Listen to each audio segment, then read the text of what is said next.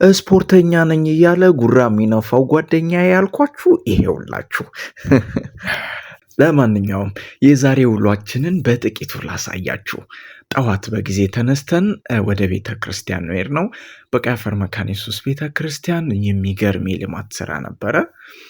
ተሳታፊዎች መሆን ስላለብን ቀጥታ ሄድን ከጓደኞቼ ጋር። እንደምታዩት በጣም መዓት ሰው ነው የመጣው።